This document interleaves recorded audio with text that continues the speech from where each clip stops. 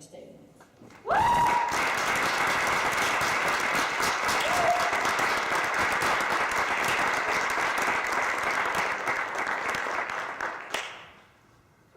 Good evening.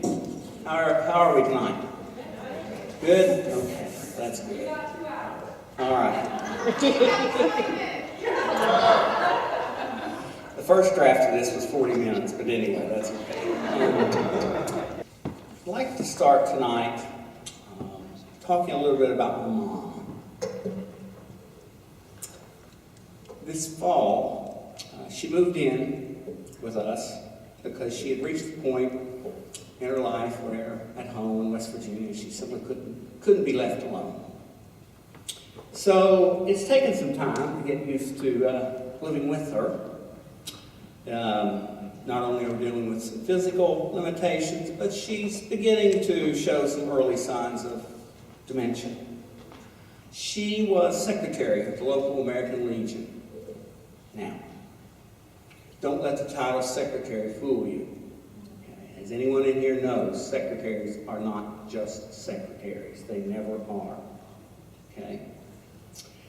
She was much more. She chaired most of the community projects sponsored by the Legion.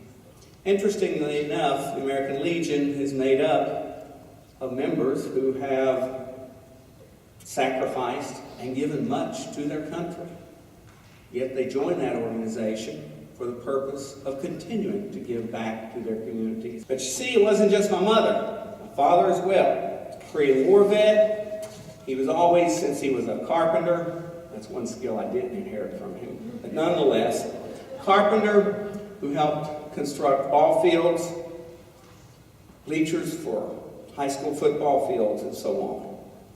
His local labor union would put on a family picnic. I prefer Cliff, but nonetheless, you see, Clifford, in this country, and here's his quote, I remember this, individual freedoms come with an obligation. That obligation was to give back to the common good.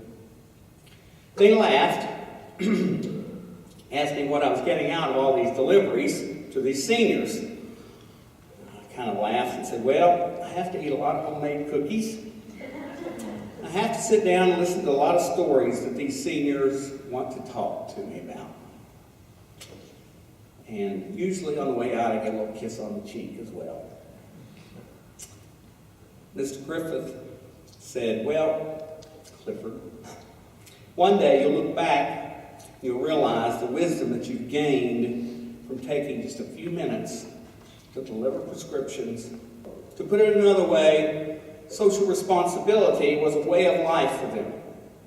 Even to this day, when you speak to my mother, who's in rehab right now, she will tell you very clearly, everybody else comes before her. Will tell you that in the study of American politics and political culture, we tend to focus on individuals and the rights and freedoms of individuals. And as Americans, we take pride in our freedom to make choices, to pursue opportunities with little interference. Our freedom to speak out, to join groups, to worship as we see fit. We have this strong sense of rugged individualism in America. Would you repeat after me? I accept that challenge, Dr. Staten. I accept that challenge, Dr. Staten. Thank you. You can be seated.